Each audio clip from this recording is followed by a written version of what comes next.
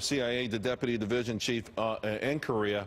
So you understand this. I'm sure you probably have been involved in trying to game this. And, of course, trying to game something when one of the key players is it may be irrational, to say the least, is pretty difficult. How can we see this playing out? How would you assess what's going to happen in the next 48 hours and perhaps over the next couple of weeks? Well, there's seems to be a hierarchy of responses by the UN.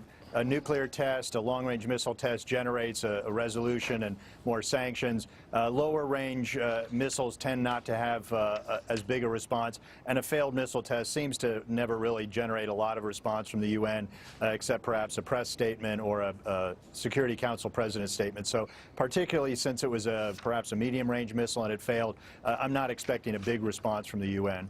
Jesse, Jane, I think at some point then, maybe not the UN, because no one has any faith in the UN, I got to be quite frank with you, but from the Trump administration, which has taken a hard line on this, I don't know that we want to see them whistle by the graveyard because it's some sort of souped-up scud that died on the launching pad.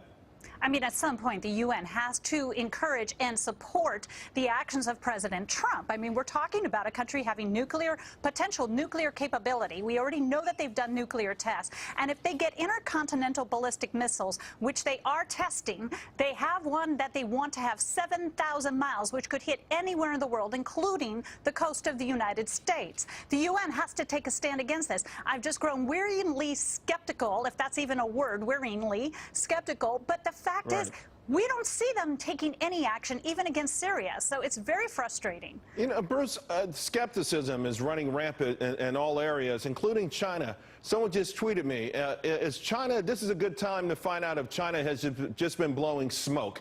I agree. I don't trust China. I think they have been blowing smoke. What do you think? Are they going to step up and do something concrete? Sending back a ship of coal is cute, but this is getting more dire right now, isn't it? Right. I'm extremely skeptical of China, and I'm disappointed that the president was willing to put on hold the planned sanctions, including secondary sanctions against Chinese violators of U.S. law, apparently in response to an agreement with President Xi Jinping during the Florida summit.